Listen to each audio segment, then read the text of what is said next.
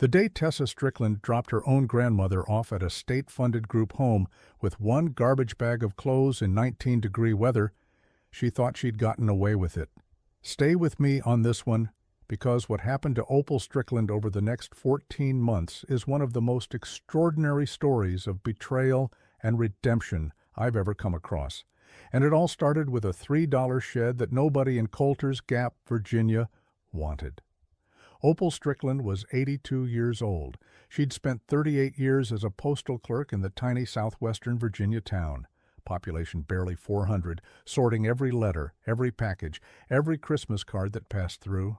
She knew everybody's handwriting. She knew who was writing to lawyers and who was getting love letters and who had stopped getting mail altogether because they'd passed on quiet in the night. She could tell you which families were fighting and which were making up just by watching the mail patterns change. That's 38 years of learning a town from the inside out. And it made Opal Strickland one of the most connected people in southwestern Virginia, even if she never would have described herself that way. She retired in 2006, and for 8 years after that, she had Vernon. Vernon Strickland, her husband of 54 years, the man who built her a garden bench every anniversary because he said store-bought gifts were for people who didn't own a saw. Vernon died in October 2014, lung cancer. Took him in 4 months from diagnosis to funeral, and Opal buried him on a Tuesday morning with 6 people present because most of their friends had already gone. But here's what you need to understand about Opal. She wasn't some fragile, confused old woman drifting through her last years. After Vernon died, she kept that house running, paid her property taxes on time every single year, maintained a vegetable garden that produced enough tomatoes and green beans to feed half the church potluck every August, drove herself to the grocery store in Abingdon, 22 miles each way, every Thursday. Her mind was sharp as a tack. She did the crossword in ink every morning, and she balanced her checkbook to the penny every month. And I mention that because what her granddaughter did next required people to believe Opal was losing her mind, and she absolutely was not. Now, let me tell you about Tessa. Tessa Marlowe, born Tessa Strickland, early 30s, was Opal's only granddaughter. Opal's son Danny had died in a car accident in 1998, and Tessa was all the family Opal had left. Opal had practically raised Tessa after Danny died because Danny's wife Linda had fallen apart and moved to Florida, and Tessa had stayed in Colter's Gap with her grandparents until she was 18. Opal made her breakfast every morning, helped her with homework every night, sat in the front row at her high school graduation. This wasn't a distant relative taking advantage.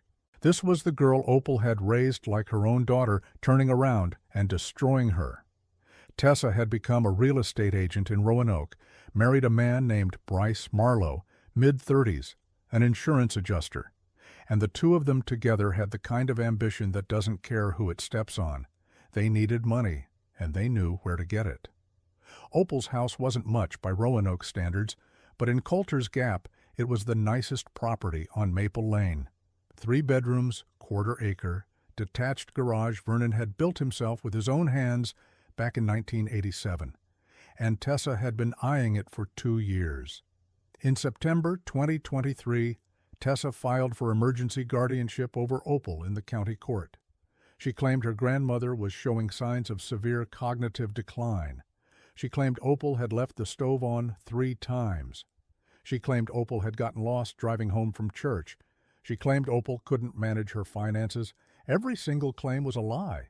But here's how the system fails people like Opal. Emergency guardianship hearings move fast. They're designed to protect vulnerable people, but they can be weaponized by anyone willing to file the right paperwork and tell the right lies. The court appointed an attorney for Opal, a public defender named Mitchell Crane, who had 47 other cases that month and spent exactly 11 minutes reviewing Opal's file. Tessa showed up with a letter from a doctor in Roanoke, a Dr. Ferris, who had seen Opal exactly once for a 15-minute evaluation that Tessa had arranged and driven Opal to under the pretense of a routine checkup. Dr. Ferris wrote that Opal showed signs of early-stage dementia. What Dr. Ferris didn't mention was that Tessa had filled out the intake form herself and had answered half the cognitive screening questions for Opal, claiming her grandmother was too confused to understand them. The judge granted emergency guardianship on November 2, 2023. Opal found out about it 3 days later when Tessa showed up at her door with a stack of papers and a moving truck. Opal said, "What is this? What are you doing?" Tessa said, "Grandma, we're going to get you some help. It's going to be fine." But it didn't matter what Opal said. The papers were signed. The court had spoken. Tessa had legal authority over every aspect of Opal's life. What nobody knew, and what Tessa was counting on nobody knowing, was that Opal's house was already listed on the MLS. Tessa had photographed it during a visit 2 weeks earlier, staged the listing, and had a buyer lined up. The house sold on December 14, 2023, for $214,000. Every cent went into an account Tessa controlled as legal guardian. Opal never saw a dime. And on January 7, 2024, a Sunday, Tessa and Bryce drove Opal to the Ridgemont Group Care Facility, a state-funded group home 45 miles from Colter's Gap. The temperature was 19 degrees. Opal had one garbage bag containing some clothes, a Bible, a photo of Vernon, and a pair of reading glasses. Tessa walked her to the front desk, signed the intake paperwork, and left without saying goodbye. Bryce kept the car running. He didn't even come inside. That's the kind of people we're dealing with here. Now, I need you to picture Ridgemont for a second. It wasn't the worst place in the world, but it was a state-funded facility running at 140% capacity with staff turnover every 3 months. Opal shared a room with 2 other women. The food was institutional. The heat worked sometimes, and Opal, who had never in her 82 years depended on anyone for anything, was suddenly a ward of the state with no money, no home, no car, and a granddaughter who had stolen everything. But Opal didn't break. And this is where the story turns, so stay with me. Opal spent 3 weeks at Ridgemont barely speaking. The staff thought she was depressed, and maybe she was, but that wasn't the whole story. She was planning. She remembered something Vernon used to say. He'd say, "Opal, the Lord helps those who refuse to sit still." On January 29th, Opal asked one of the younger staff members, a woman named Jackie who was maybe 25 and still had some kindness left in her before the job burned it out of her, if there was a phone she could use. Jackie looked at her for a second and then said, "You're not supposed to make outside calls without your guardian's permission." Opal said, "My guardian is the reason I'm here." Jackie let her use the office phone during lunch break. She stood by the door and kept watch. Opal called the one person she could think of who might help, a woman named Denise Trotter, who ran the Abingdon Women's Shelter. Opal had never met Denise, but she'd sorted Denise's mail for 12 years, and she'd seen enough letters from attorneys and social workers to know what the shelter did. She'd delivered grant funding notices and court correspondence and letters from women who'd stayed at the shelter, thanking Denise for saving their lives.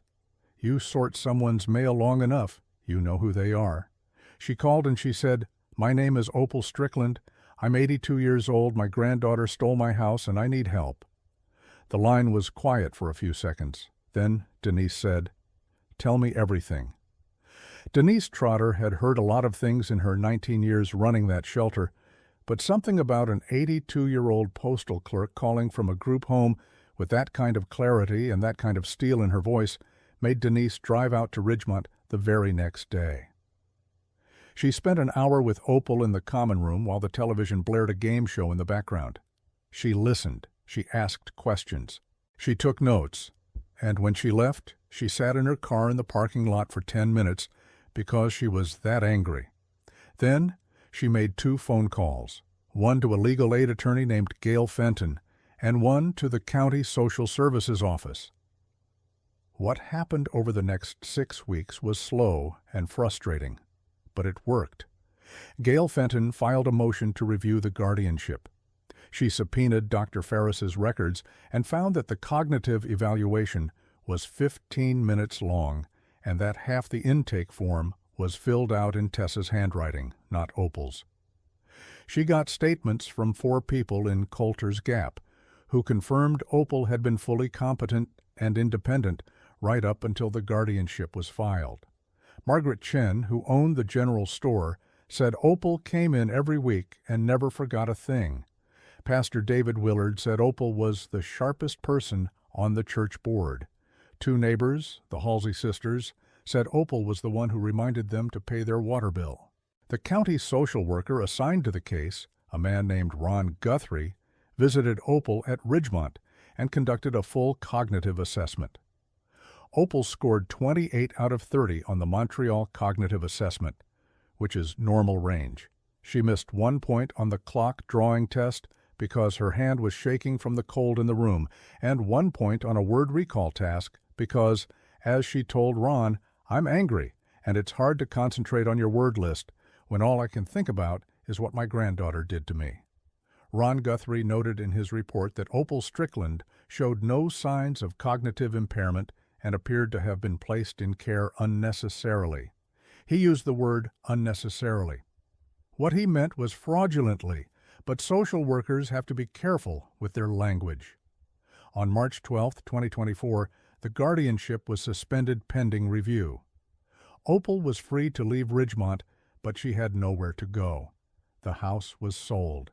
The money was in Tessa's account and frozen as part of the legal proceedings, which meant nobody could touch it, including Opal.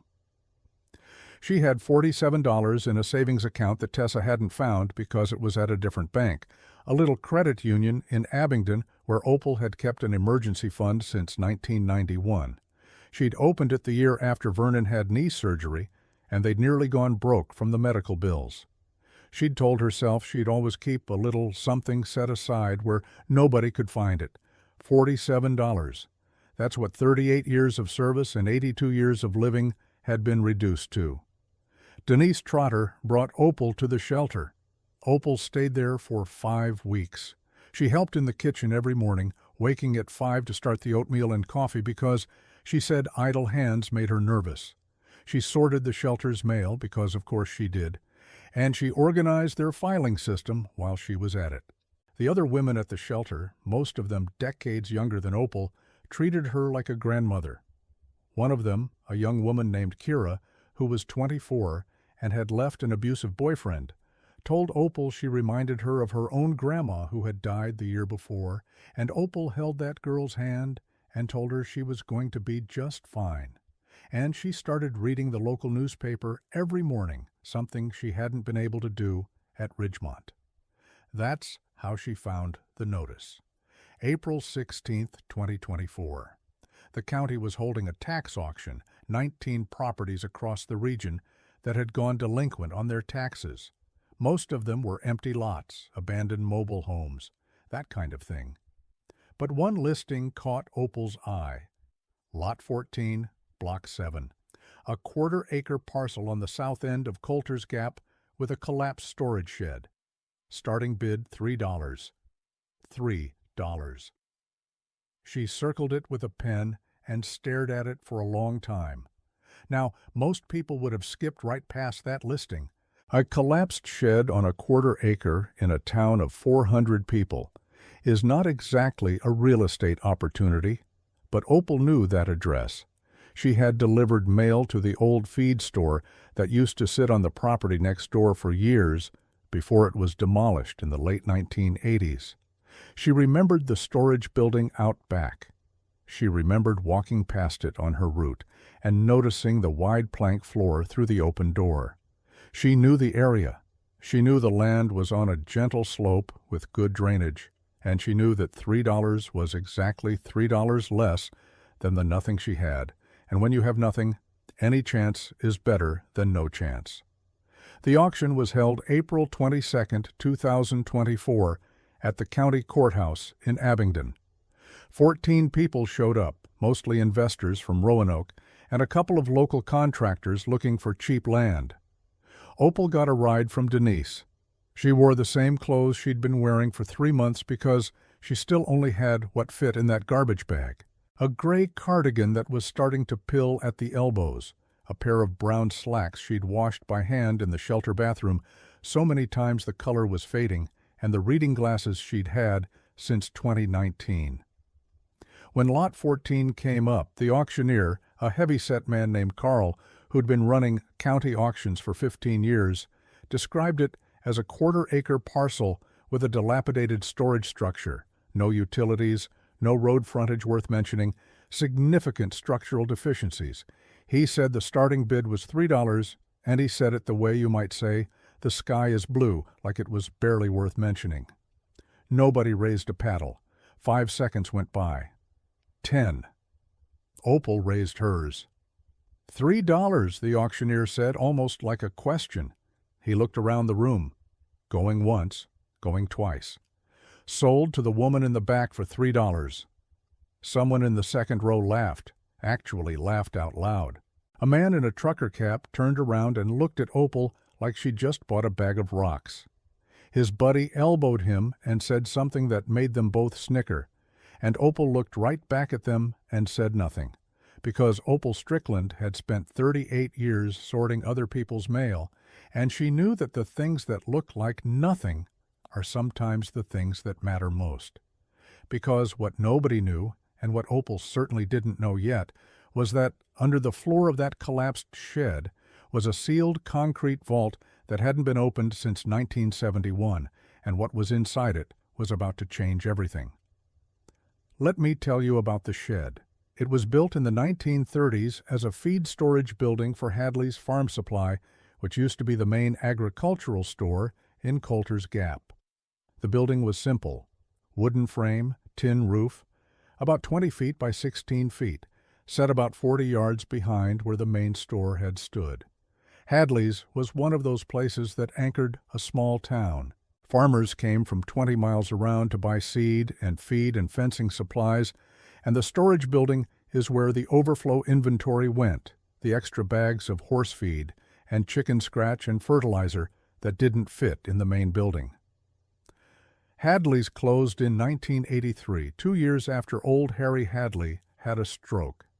His kids didn't want the business. The main store was demolished, and the land was sold to someone who never built on it.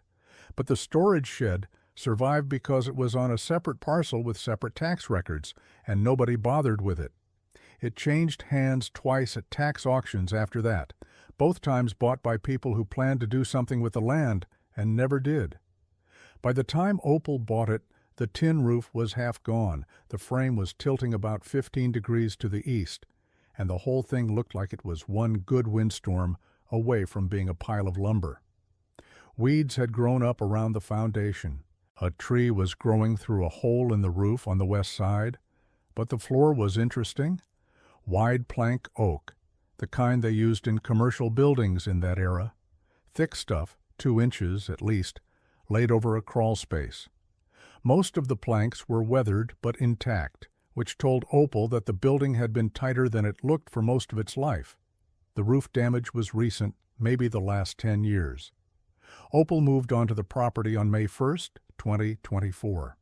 And when I say moved on to, I mean she set up a folding cot under the part of the roof that still held, and she started working.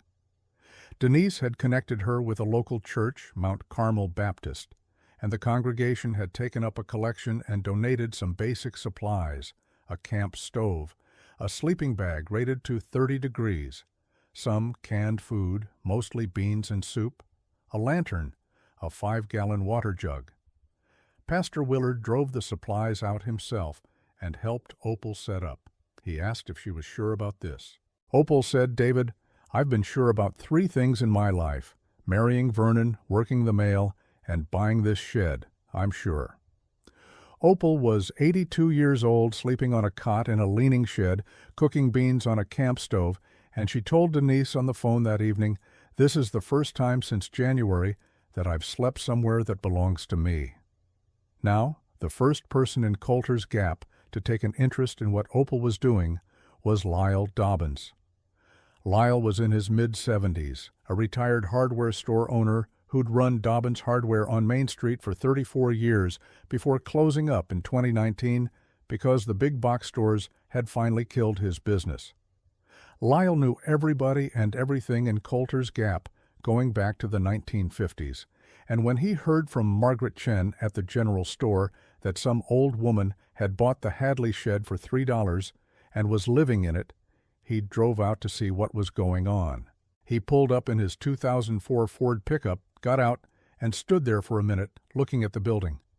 Then he walked to the open doorway and found Opal on her hands and knees with a pry bar, pulling up a rotted floorboard near the southeast corner. Lyle stood at the doorway and said, "You know that building's about to fall over, right?" Opal didn't look up. She said, "It's been about to fall over for 20 years, and it hasn't done it yet. So either it's stubborn or it's stronger than it looks." Lyle liked that answer. He said, "I'm Lyle Dobbins. I used to run the hardware store." She said, "I know who you are. I sorted your mail for 30 years. You ordered a lot of drill bits." Lyle laughed at that, a real laugh, the kind that comes from being surprised. He came back the next day with a bag of tools and a thermos of coffee, and that's how their friendship started. He didn't ask her for the whole story right away. He just showed up and worked beside her, and over the course of that first week, the story came out in pieces between hammer swings and coffee breaks. For the first week, Opal was just doing basic assessment, checking which boards were solid, which were rotted, where the water damage was worst. She was systematic about it, marking each board with chalk. Good boards got a G, bad boards got an X. Boards that were borderline got a question mark. She wasn't trying to rebuild the whole shed. She was trying to figure out what she had. And on May 8th, 2024, 1 week after she'd moved in, she found it. She was pulling up a rotted plank near the center of the floor, one that had water staining all the way through, and when she lifted it, she expected to see dirt and maybe some standing water in the crawl space below. Instead, she saw concrete, smooth, poured concrete, about 14 inches below the floor level.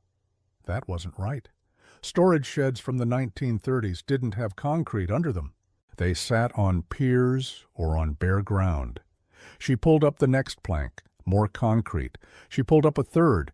The concrete had an edge, a lip, and then she realized she wasn't looking at a foundation or a footer. She was looking at the top of a sealed vault. Opal sat back on her heels and stared at it for a long time. Her heart was beating fast, but her hands were steady. She'd spent her whole life being careful with things that didn't belong to her, every letter, every package, and she wasn't about to start being reckless now. She put the pry bar down and went to find Lyle. Lyle came over within the hour, and together they pulled up enough floorboards to expose the full outline. It was a concrete vault, roughly 8 feet by 6 feet, poured right into the ground under the center of the shed floor. The concrete was thick, well made, the kind of careful work someone did on purpose and took their time doing. There was a seam around the top where a lid met the walls, and the seam had been sealed with what looked like roofing tar, old and cracked but still mostly intact. Whoever built this had wanted to keep water out. They had wanted whatever was inside to last. Lyle got quiet when he saw it, and Lyle Dobbins was not a man who got quiet easily. He walked around the full perimeter of the vault on his hands and knees. He ran his hand along the edge of the concrete, and he said, "I'll be damned." Opal said, "You know what this is?" Lyle said, "I don't know what's in it, but I might know who built it." He sat down on one of the intact floor planks and told Opal about Delbert Combs. Delbert Combs worked at Hadley's Farm Supply from 1946 until he died in 1971. 25 years at the same job, stocking the same shelves, sweeping the same floors. He was a quiet man, Lyle said, kept to himself mostly, came to work every day, stocked feed bags, swept floors, loaded trucks, never married, lived in a boarding house on the other side of town. But Lyle's father, who had run the hardware store before Lyle, used to say that Delbert Combs had the hands of an artist. Lyle remembered seeing Delbert once when Lyle was maybe 12 or 13 years old, So that would have been around 1962 or 1963. Delbert was sitting behind the feed store during a lunch break on an overturned milk crate, carving a small figure out of a piece of walnut. Lyle had walked over and asked him what it was. Delbert had looked up, startled, like he'd been caught doing something wrong. He said it was nothing, just foolishness, and he put it in his pocket. That word, foolishness. That's what Delbert's family called it. The Combs family were hard people, mountain people going back 4 generations in the hollows of southwestern Virginia. They believed work meant farming or logging or mining or hauling, and anything else was a waste of God-given time. Delbert's father, a timberman named Earl Combs, had caught Delbert drawing as a teenager and burned his sketchbook in the wood stove, told him that drawing was for women and fools, and he wasn't going to have either in his house. Delbert's older brother, Carl, once found a carved figure Delbert had left on the kitchen table, a little bird about 3 inches long, and he smashed it with his fist and told Delbert to grow up and be useful. So Delbert stopped showing anyone what he made. But he didn't stop making it, he just hid it. Because what people like Earl and Carl Combs never understood is that you can tell an artist to stop and they'll nod and say, "Yes, sir," and then they'll find a dark room somewhere and keep going, because the making isn't a choice. It's who they are. Lyle said, "My daddy always thought Delbert was doing something in that storage building, after hours. He'd see the light on late sometimes, a lantern glow coming through the cracks in the boards. He mentioned it to Harry Hadley once, and Harry said Delbert sometimes slept there when the weather was bad, rather than walk back to the boarding house, and that was good enough for Harry. But Delbert wasn't sleeping, he was working. That was 1960s Colter's Gap for you. You minded your own, and you let others mind theirs. The question now was how to open the vault. The tar seal had held for over 50 years, but it was brittle. Opal and Lyle spent 2 days carefully chipping away at it with a chisel and hammer, working slow because neither of them wanted to damage whatever was inside. Lyle wanted to use a power tool to speed things up, but Opal said no. She said, "Whatever's in there has been waiting 50 years. It can wait 2 more days while we do it right." On May 10th, they lifted the concrete lid. It took both of them plus a car jack Lyle brought from his garage, and even then it was close. The lid was 4 inches thick and weighed close to 300 pounds.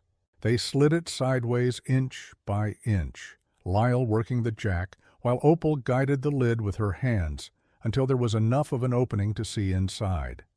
Opal shined her lantern down into the vault, and what she saw made her sit down on the floor and put her hand over her mouth. Wooden crates. Row after row of wooden crates, stacked neatly, filling the vault almost to the top. 14 crates in total, old ammunition boxes from World War II era, the kind you could buy surplus for a nickel in the 1950s. They'd been cleaned out and repurposed as storage containers. Each one had a hinged lid, and each lid was latched shut with a simple hook closure. The wood was dry. The air coming up from the vault was cool and still, like opening a door into a room that had been closed for a very long time. Opal reached down and unlatched the first crate. Her hands were shaking now, which she'd never admit to Lyle. Inside, wrapped in layers of old newspaper from the 1960s, were carved wooden figures. Small ones, 4 to 8 inches tall, each one different. Animals, people, faces, hands. A fox with its head tilted, a woman bending over a washboard, an old man's face with lines so deep and precise you could feel the years in them. The carving was extraordinary, detailed, expressive, alive in a way that made you feel like the figures might start moving if you looked away. Each one had been wrapped individually in newspaper, and the newspaper dates ranged from 1958 to 1970. She opened the second crate. Painted scenes on wooden panels, some as small as a dinner plate, some as large as a window. Appalachian landscapes, but not the pretty postcard kind. These were working landscapes, men hauling logs through mud up to their knees, Women hanging laundry in the rain with their hair plastered to their faces. Children walking to school on roads that were more rock than road, their shoes worn through at the toes. The colors were deep and rich, and the brushwork was confident, the kind of painting that comes from someone who has looked at a thing so many times they can see it with their eyes closed. Every painting had initials in the bottom right corner. D.C. Delbert Combs. The third crate held woven pieces, small tapestries and wall hangings made from dyed wool, depicting the same mountain scenes and working life that filled the paintings. Each one was backed with burlap and finished with a careful hand-stitched border. The dyes were natural, made from plants most likely, walnut hulls and pokeweed and goldenrod, the colors muted but warm. Lyle was sitting on the edge of the vault opening, and he hadn't said a word in 10 minutes. Finally he said, "He made all of this, all of it, down here in the dark where nobody could see." Opal said, "He made it because he had to. He hid it because they told him to." If you're still with me, drop a comment and hit subscribe, because what she found next changed everything. Opal and Lyle spent the rest of that day and all of the next pulling crates out of the vault and cataloging what was inside. They laid everything out on tarps Lyle brought from his garage, grouping the pieces by type, carvings on one tarp, paintings on another, woven pieces on a third. When they finished counting, there were 847 individual pieces, 847. Let that number sit with you for a second. Delbert Combs had spent roughly 25 years of his life, from the mid-1940s to his death in 1971, creating a massive body of artwork and hiding every single piece under the floor of the feed store storage building because the people closest to him had told him his art was foolishness. He had dug a hole in the earth, he had built forms and mixed concrete, and poured a vault by hand, probably working at night when nobody would see. He had sealed it against water and rot.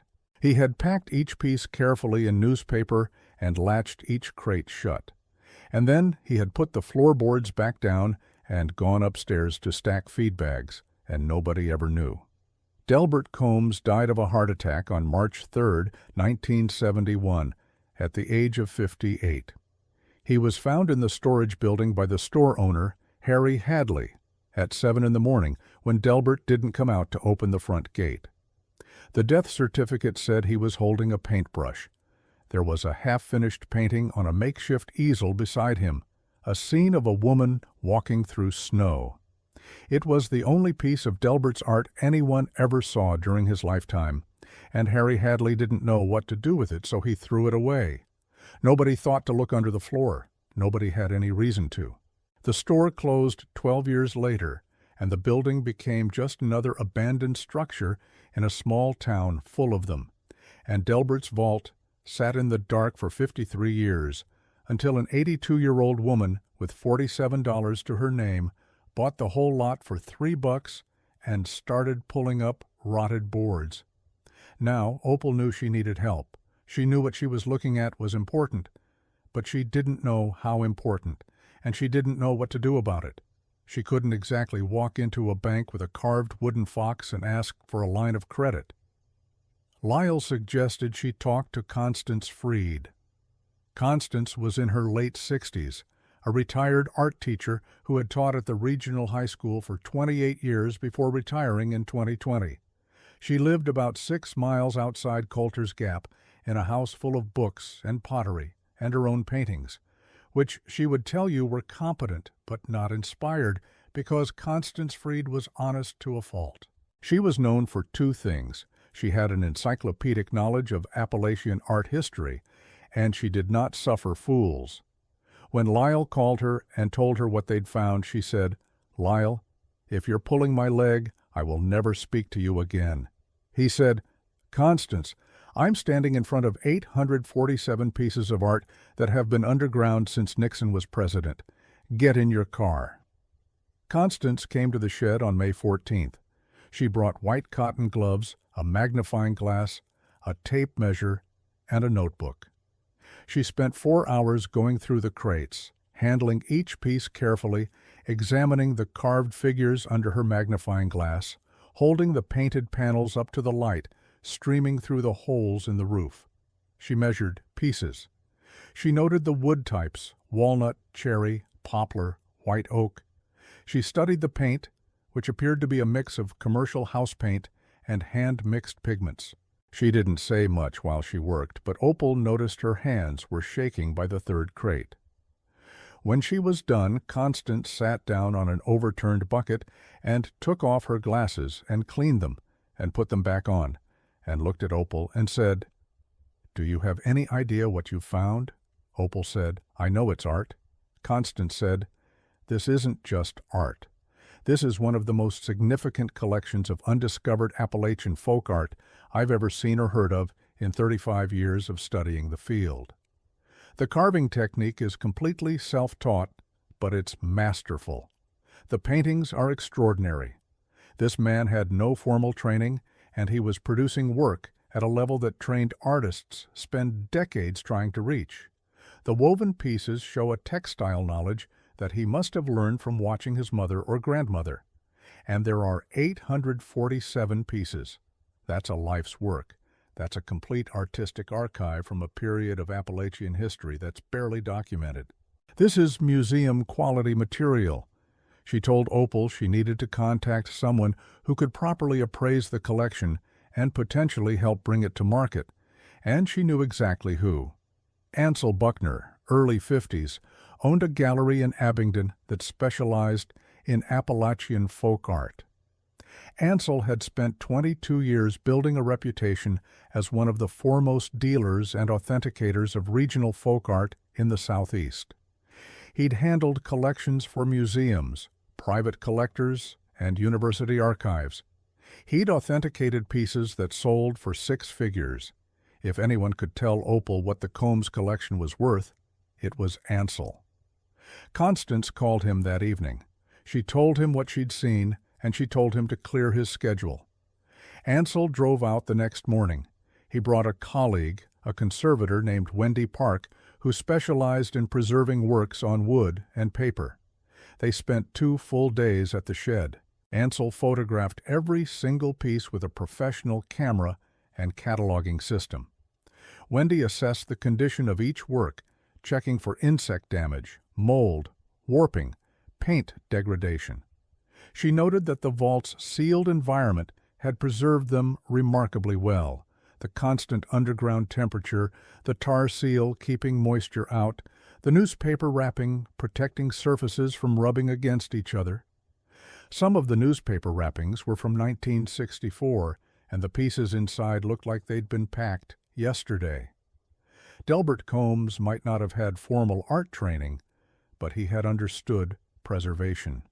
On May 17th, Ansel sat down with Opal at a folding table Lyle had brought over and gave her his assessment. The collection, he said, was remarkable in both quality and scope, and he wanted to be thorough because this was not a conversation to have twice. The carved figures, 312 of them, ranged in value from $800 to $4,500 each, depending on size, complexity, and subject matter. The smaller carvings, the animals, and simple figures were at the lower end. The larger, more complex pieces, particularly a series of 14 carved faces that Ansel called portrait carvings, faces of real people from Colter's Gap, rendered with startling emotional depth, were at the higher end. The woven pieces, 126 of them, were valued between $400 and $3,200 each, with the larger and more elaborate tapestries commanding the highest prices. But the real prize, Ansel said, leaning forward across the table, was the paintings. There were 409 painted panels, ranging from small studies to large compositions nearly 3 feet wide.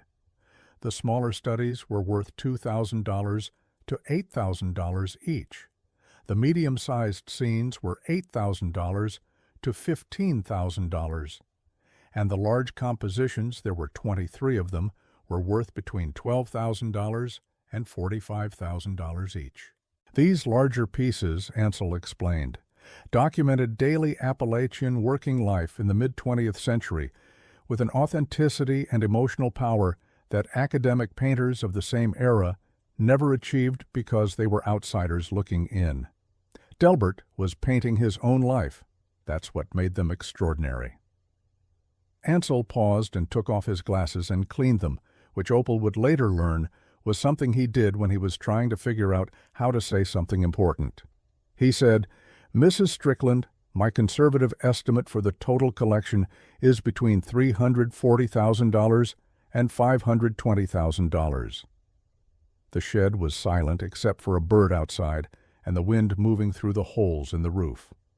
Opal didn't react right away. She looked at the crates stacked along the wall of the shed, at the vault still open in the floor, at the carved figure she'd been holding in her hand all morning, a 6-inch walnut carving of a woman carrying a water bucket up a hill. She looked at it for a long time. Then she said, "He never showed anyone. 53 years, and nobody knew." Ansel said, "That's not uncommon with self-taught artists from this region and era. The culture didn't support it. Art was seen as impractical at best and shameful at worst. There are probably other collections like this hidden in barns and basements and apparently concrete vaults all across Appalachia. We just haven't found them yet." What Opal said next surprised Ansel because it wasn't about the money. She said, "What happens to art that nobody sees?" Ansel thought about it. He said, "It waits." She said, "Well, it's done waiting." Now, before Opal could do anything with the collection, she had a problem walking toward her on 2 legs, and its names were Tessa and Bryce.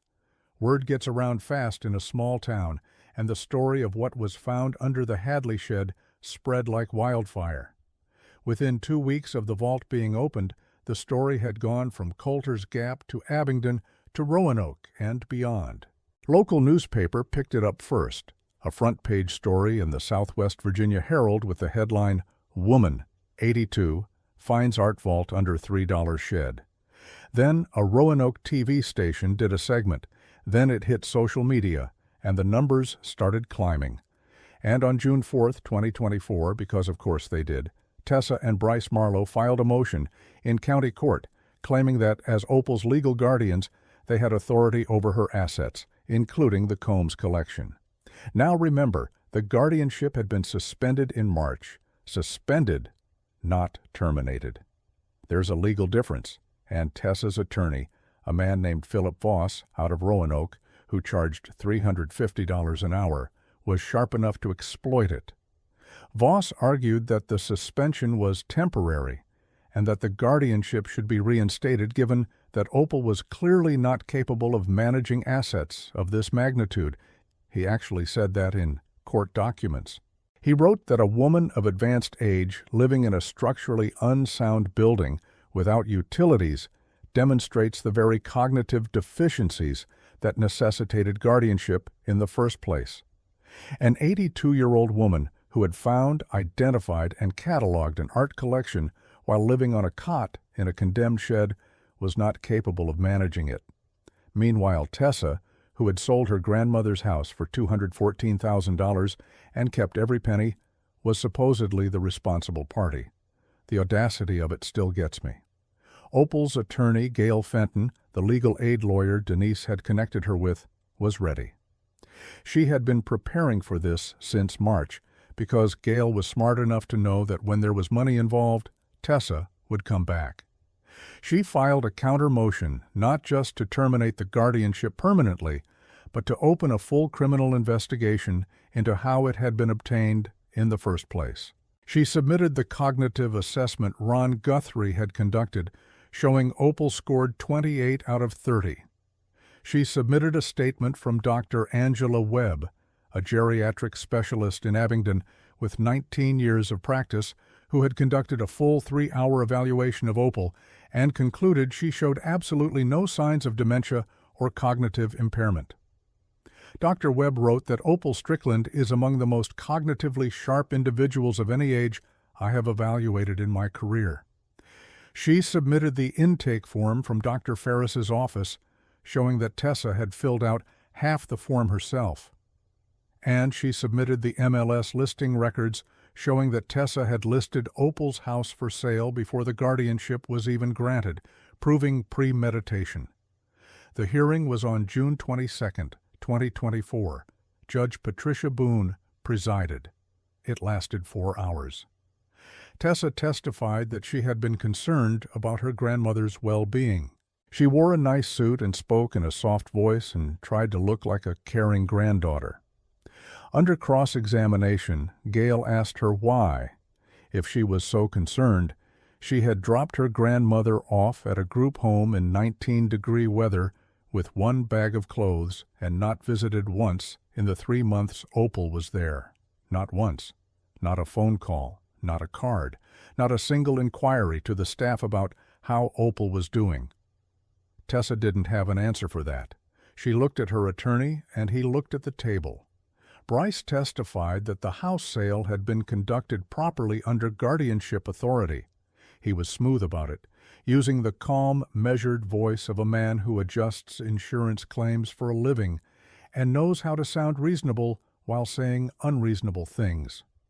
Gail produced bank records showing that $214,000 had been deposited into Tessa and Bryce's joint personal account, not a guardianship trust account, on December 21, 2023, 7 days after the sale.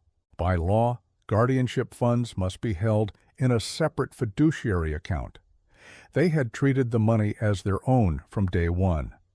The records showed they'd already spent $31,000 of it on credit card payments, a vacation to Cancun, and a new transmission for Bryce's truck. Opal testified last. She was calm. She was clear.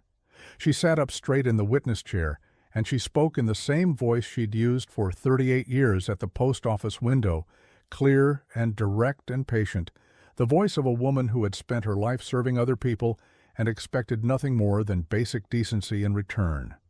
She told the judge about her 38 years at the post office, about Vernon, about the day Tessa came with the moving truck. She described the group home. She described calling Denise from the office phone during lunch. She described buying the shed for $3 and what the man in the trucker cap looked like when he laughed at her. And when the judge asked her what she planned to do with the art collection, Opal said, "I plan to make sure that a man who spent his whole life hiding his art because people told him it was foolishness finally gets to show it to the world. And I plan to do it myself because I am fully capable of making my own decisions, Your Honor, and I have been this entire time." Judge Boone's ruling came 3 days later. The guardianship was permanently terminated. Opal was declared fully competent and independent. The judge ordered a full investigation into the circumstances of the original guardianship filing, including the role of Dr. Ferris, who she referred to the State Medical Board for review. She referred the matter of the house sale proceeds to the district attorney's office for potential fraud charges. And she noted in her written opinion that the case represented one of the most troubling examples of guardian abuse she had encountered in 17 years on the bench. She wrote, "The court finds it deeply disturbing that the tools designed to protect our most vulnerable citizens were weaponized against Mrs. Strickland for personal financial gain. The aftermath for Tessa and Bryce came in stages, and I will tell you honestly, I don't feel sorry for either one of them."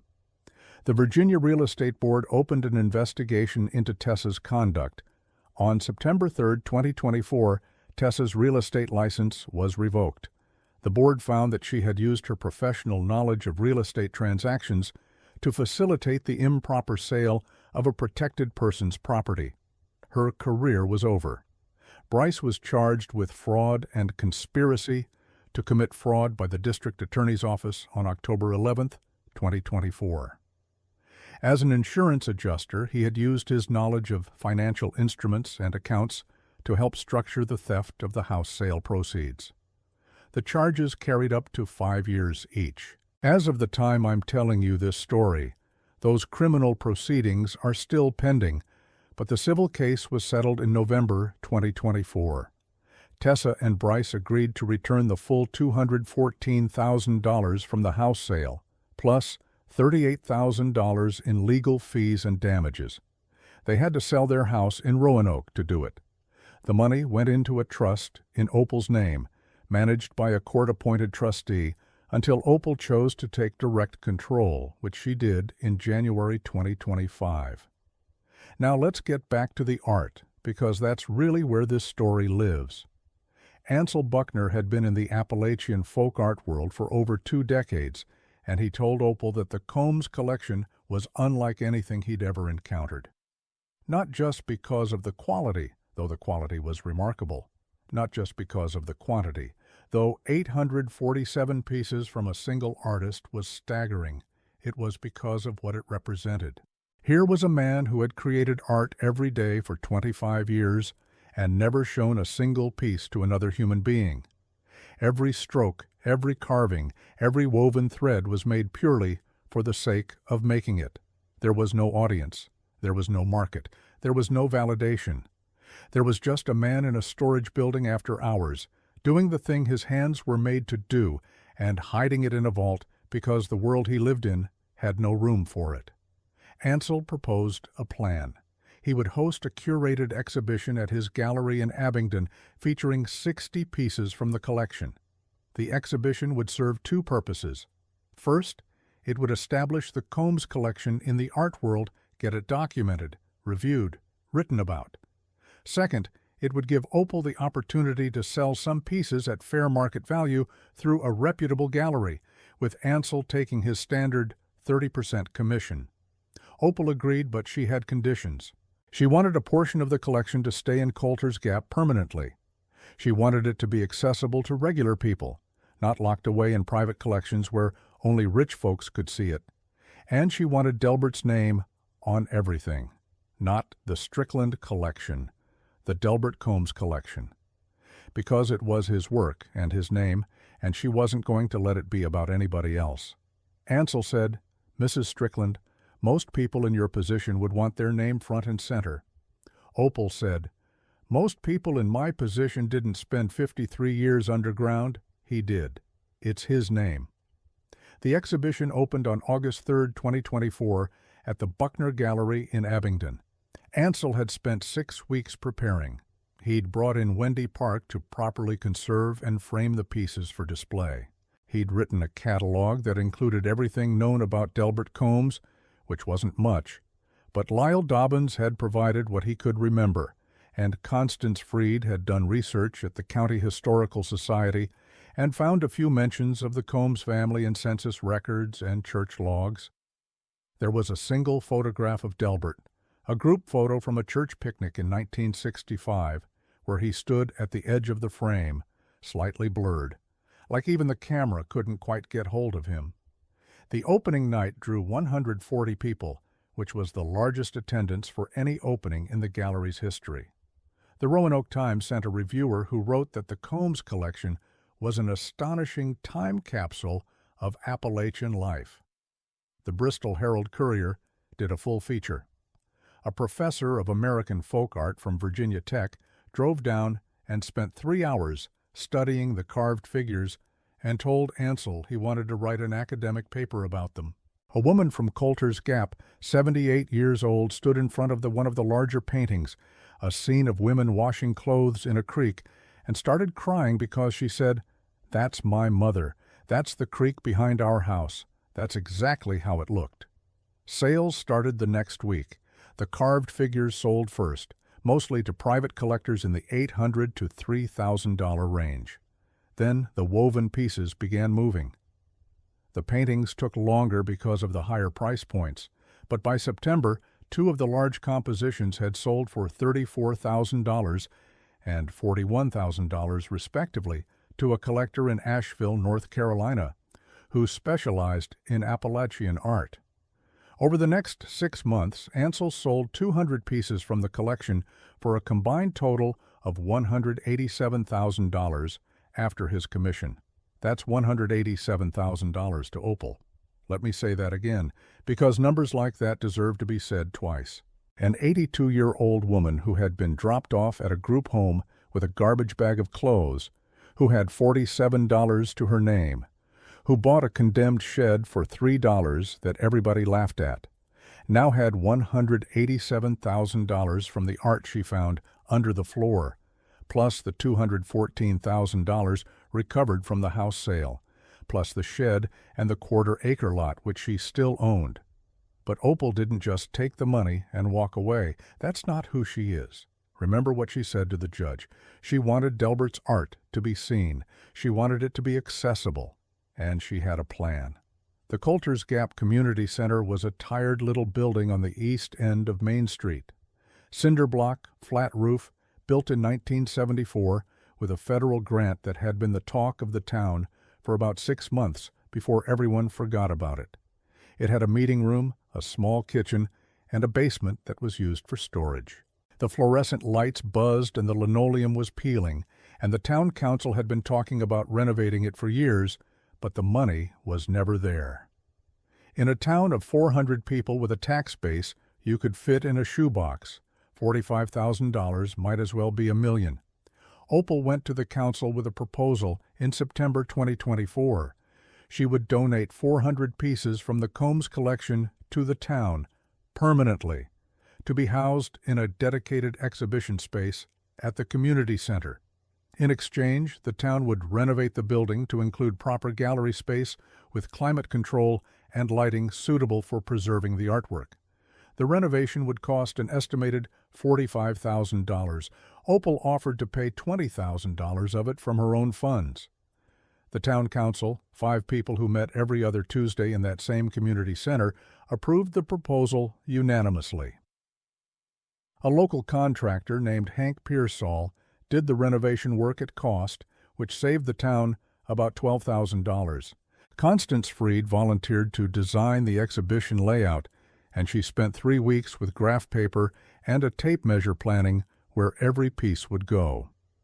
Lyle Dobbins built the display cases in his wood shop, 14 of them, one for each of the original ammunition crates, which were themselves displayed as part of the exhibition, because Constance said the crates were part of the story. The Delbert Combs Folk Art Collection opened at the Colter's Gap Community Center on February 1, 2025. The opening ceremony was small, but it mattered. About 60 people from town showed up, which, in a town of 400, is 15% of the population, and that's significant by any measure. Opal stood at the front of the room in a new dress she'd bought for the occasion, the first new clothing she'd purchased in over a year, and she said a few words. She said that Delbert Combs had spent his whole life being told that the most important thing about him was foolishness, and she wasn't going to let that stand anymore. She said the art belonged to Colter's Gap, because Colter's Gap was what Delbert had spent his life painting and carving and weaving. He didn't paint Paris. He didn't paint New York. He painted us. He painted this valley and these mountains and the people who work this land. And she said that if anyone in the room had ever been told that the thing they loved most was a waste of time, she wanted them to look at these walls and remember that sometimes the thing people call foolishness is the thing that lasts the longest. In its first year, the exhibition drew 3,400 visitors. 3,400 people came to a town of 400 to see the hidden artwork of a feed store worker who died in 1971. They came from Abingdon and Bristol and Roanoke and Blacksburg and Knoxville, and some of them came from as far as Washington, D.C. and Atlanta. The community center started a small gift shop selling prints and postcards of the artwork, and the revenue covered the building's operating costs for the first time in its history. Virginia Tech's American Studies Department sent graduate students to document the collection. The Smithsonian's Archives of American Art requested photographs for their database. A documentary filmmaker from Richmond spent 2 weeks in Colter's Gap filming interviews with Opal and Lyle and Constance for a short film about the discovery, and last I heard the film was accepted into 3 regional film festivals. As for Opal herself, she used $62,000 of her money to buy a small cottage on Elm Street in Colter's Gap. 2 bedrooms, 1 bathroom, a kitchen with a window over the sink, and a porch with a swing that she had Lyle hang because she said Vernon would have wanted her to have a porch swing. It wasn't as big as the house Tessa had sold, but Opal said it was exactly the right size for a woman who'd learned the difference between what you need and what you think you need.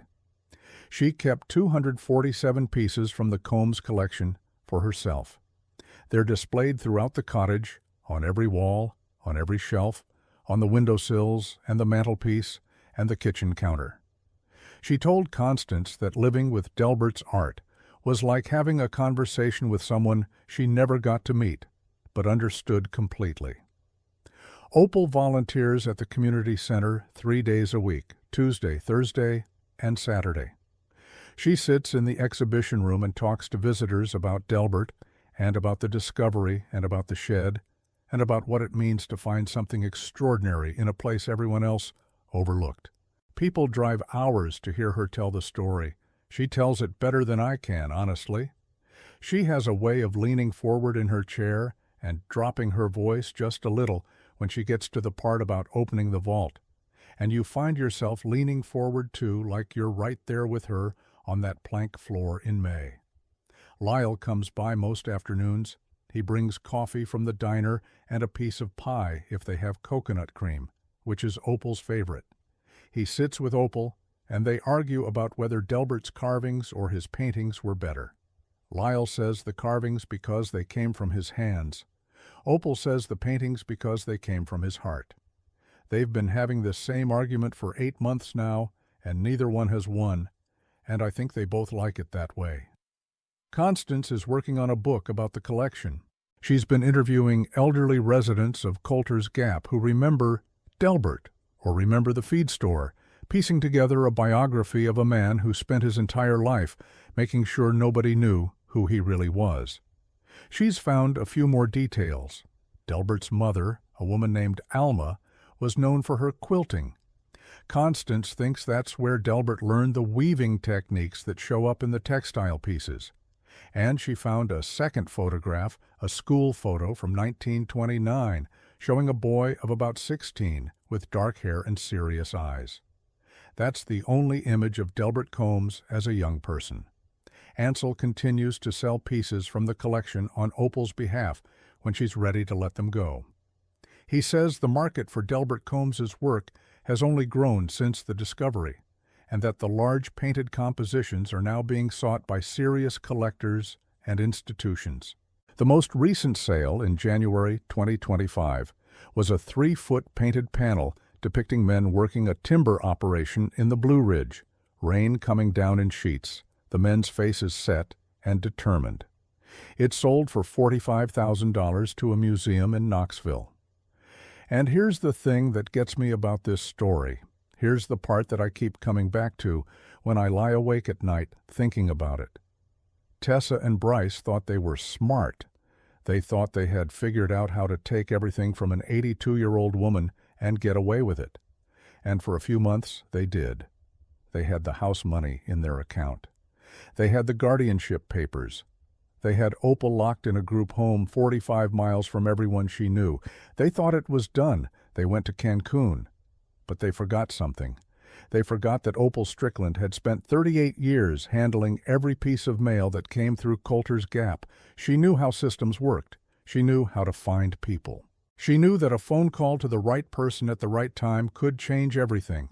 And she knew that a $3 shed in a town of 400 people was worth taking a chance on, because when you've lost everything, $3 isn't a risk. It's a beginning. Delbert Combs hid his art because the people he loved told him it was worthless. Opal Strickland was hidden in a group home because the person she loved most told the world she was worthless. Both of them were wrong, the people who said those things.